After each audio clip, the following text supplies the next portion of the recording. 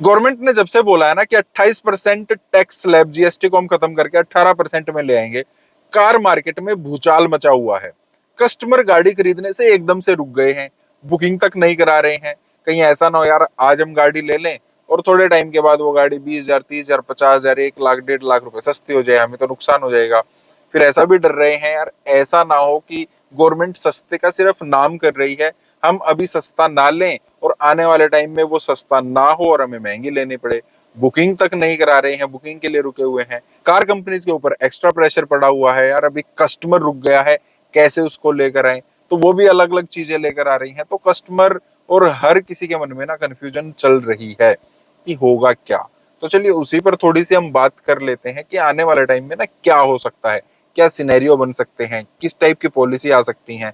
तो उन सब में किस कस्टमर को नुकसान हो सकता है, फायदा हो सकता है, और अभी बुकिंग के लिए रुके या ना रुके, एटलीस्ट बुकिंग तो हम करा लेना, ये भी तो मन में आता है ना। तो वो सब भी कोशिश करूंगा आपके क्वेश्चंस के आंसर दे दूं।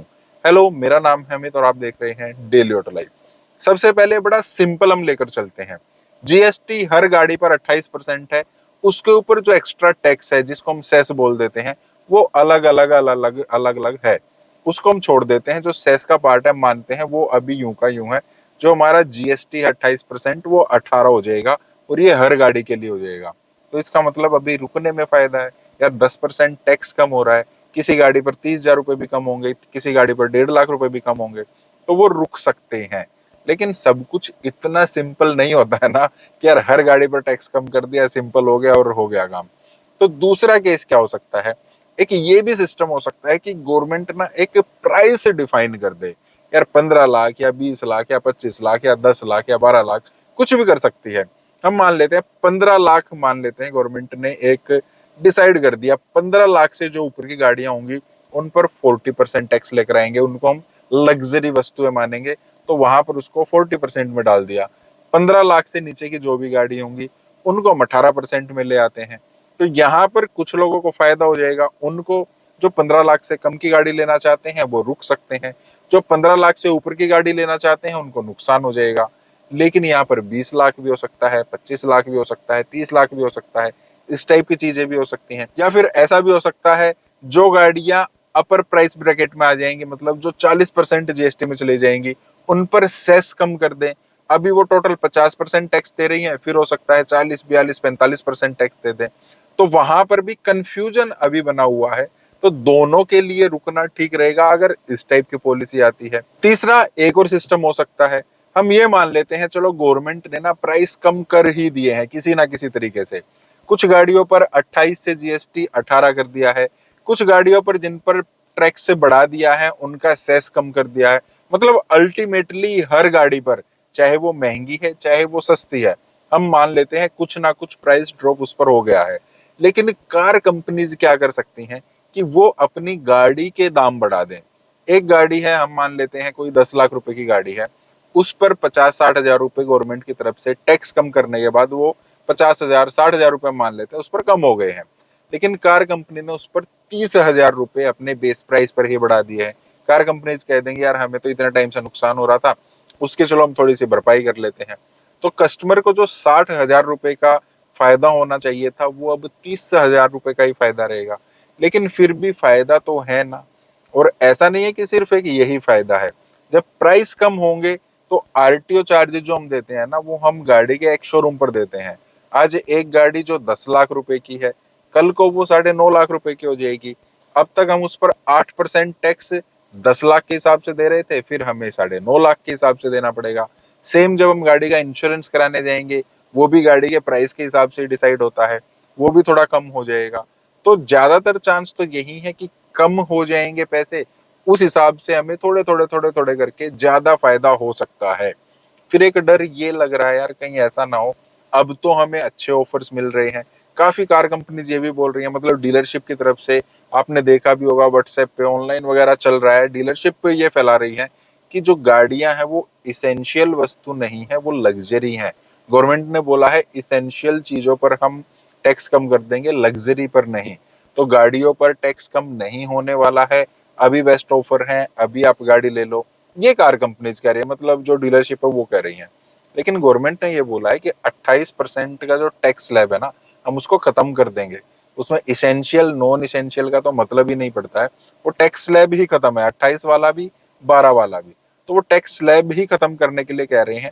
वो अपनी गाड़ी बेचने के लिए अब इस टाइप की बातें चल रही हैं, तो उस पर आप मत जाइए। मोस्ट प्रोबेबली जो पैसे हैं ना वो कम ही हो सकते हैं। एक और चीज जो मुझे लगती है कि प्राइस कम ही होंगे। क्यों लगता है ऐसा? अब देखिए, हमें पता है अमेरिका के साथ पिछले कुछ टाइम से जो ट्रेड वार चल रहा है यार, उन्होंने टैक्स ये लगा दिया, यहाँ से वो टैक्स हो गया। तो उस चीज का अब इफेक्ट इंडियन इकोनॉमी को या हर किसी देश को पता है यार, जब तक हम दूसरे के ऊपर निर्भर रहेंगे ना, तब तक ये चीजें, ये प्रॉब्लम आ सकती है। तो लोकल फॉर वोकल पहले बात भी हुई है। चाइना किस वजह से इतना बड़ा बना है? क्योंकि वहां पर टैक्स थोड़े कम है, खपत वहां पर बहुत ज्यादा होती है। इंडियन गवर्नमेंट उसी दिशा में बढ़ सकती है। टैक्स हम कम कर देते हैं। मान लेते हैं 100 गाड़ियां बिक रही थी और उन पर एक एवरेज 30% का टैक्स जा रहा था। तो 100 गाड़ियों पर 30% का टैक्स जाएगा। हम मान लेते हैं 300 रुपए या 30 रुपए। 30 रुपए जो हमारा टैक्स है ना, वो गाड़ियां दे रही थी अब तक। अब गवर्नमेंट क्या कर रही है, मान लेते हैं 30% टैक्स को 25% कर दिया है। लेकिन गाड़ियां जो पहले 100 बिक रही थी, अब वो 130 बिक रही हैं। अब जो टैक्स हमें पहले 30 रुपए मिल रहा था गवर्नमेंट को, वो 32.5 रुपए मिलना शुरू हो जाएगा। मतलब टैक्स के प्राइस तो हमने कम कर दिए हैं, लेकिन टैक्स कम होने की वजह से जो बिक्री है वो बढ़ गई है। बिक्री बढ़ने की वजह से जो टैक्स का कलेक्शन है, रेट तो कम हो गया है, लेकिन कलेक्शन, अल्टीमेटली गवर्नमेंट को तो पैसा चाहिए ना, वो बढ़ जाता है। और सिर्फ टैक्स कलेक्शन वही नहीं बढ़ता है, जिसके पास गाड़ी आएगी वो उसको चलाएगा भी, उसमें पेट्रोल भी डालेगा। वो बुक सड़क पर चलाएगा तो उसमें टोल टैक्स भी देगा। 3,000 रुपए वाला पास आ गया है, काफी सारे लोग उसको भी बनवाएंगे। गाड़ी में बैठकर कहीं घूमने भी जाएंगे, टूरिज्म भी बढ़ेगा। मतलब अलग अलग चीजें हैं। जितनी ज्यादा बिक्री मार्केट में होती है, उतनी ज्यादा इकोनॉमी आगे चलती है। टैक्स कम होंगे तो ज्यादा गाड़ियां बिकेंगी, और उसकी वजह से अल्टीमेटली गवर्नमेंट के पास टैक्स से प्राइस कम होने के बावजूद भी पैसा जो है वो ज्यादा आ सकता है। तो ज्यादा पॉसिबिलिटी ये भी लग रही है कि टैक्स स्लैब या पैसा जो है वो कम हो जाएगा। फिर एक और चीज क्या है, काफी सारे लोग ना ये कह रहे हैं कि यार चलो बुकिंग तो फिर अभी करा ही लेते हैं। कार कंपनीज की तरफ से, शोरूम की तरफ से भी कहा जा रहा है कि कोई बात नहीं, जब टैक्स के रेट आ जाएंगे, जब सारी चीजें क्लियर हो जाएंगी, आप उस टाइम पर गाड़ी ले लेना। जो प्राइस होगा उस टाइम का लग जाएगा, बुकिंग तो आप करा दो। लेकिन मैं कह रहा हूं कि आप बुकिंग के लिए भी अभी रुक जाइए। ये एक साइकोलॉजिकल गेम होता है। आज के टाइम पर आप गाड़ी की बुकिंग कराएंगे, किस गाड़ी की कराएंगे? उसी गाड़ी की कराएंगे जो आपको लेनी है। और वो कौन सी गाड़ी है, वो आप पूरा R&D करते हैं, रिसर्च करते हैं, तब आप एक गाड़ी सेलेक्ट करते हैं, फिर आप उसको बुक करा देते हैं। कल को मान लेते हैं टैक्स स्लैब वगैरह आ गए हैं, आप नहीं चाहते हैं वो गाड़ी लेना, या अब डील नहीं बन पा रही है उस डीलरशिप के साथ, कहीं और कोई और कंपनी, किसी और डीलरशिप पर कोई और गाड़ी आपको पसंद आ रही है, आप वो लेना चाहते हैं, कुछ भी XYZ। तो अब साइकोलॉजिकली क्या होगा, जैसे ही आप बुकिंग कैंसिल कराएंगे ना, आप फिर से मार्केट में खड़े हैं बिल्कुल खाली। जो मेहनत आपने उस गाड़ी पर की थी, वो मेहनत आपको दोबारा करनी पड़ेगी। ये हमारे माइंड में चलता है, साइकोलॉजिकली हमें ये रहता है, चल यार कोई बात नहीं, अब तो यही गाड़ी ले लेते हैं। इस वजह से आपको बुकिंग नहीं करानी है। जो होगा उस टाइम होगा, उसी टाइम हम देखते हैं, जैसा चलेगा वैसा चलेगा। और एक और वर्स्ट केस सिनेरियो क्या हो सकता है, कुछ भी चेंज नहीं हुआ है। जो गवर्नमेंट ने बोला था वो 18% भी ले आए, उसके ऊपर एक्स्ट्रा टैक्स लगा दिया, या कार कंपनीज ने अपने प्राइस बढ़ा दिए, वट एवर, हमारे प्राइस फिर से वहीं पर आ गए हैं। अब क्या, अब फेस्टिव सीजन आ रहे हैं। वैसे भी कार कंपनीज की, जब तक ये टैक्स स्लैब टोटल हमें पता नहीं लग लेगा ना क्या कुछ आने वाला है, तब तक इनकी जो सेल है वो कम ही रहेगी। पहले ही कम चल रही है पूरे साल से। तो स्टॉक काफी है, ऑफर्स आपको फिर भी बने रहेंगे।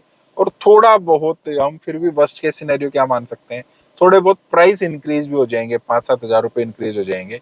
तो उस चीज के लिए भी आपको तैयार रहना चाहिए। देखिए, पाने को काफी कुछ है, खोने को बहुत कम है।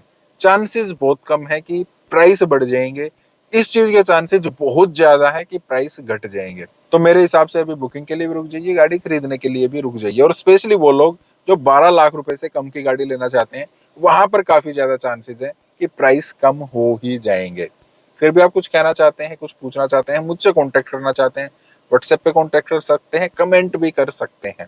बाकी इस टाइप के वीडियोस के लिए आप लाइक एंड चैनल को सब्सक्राइब करना। मिलते हैं, थैंक यू।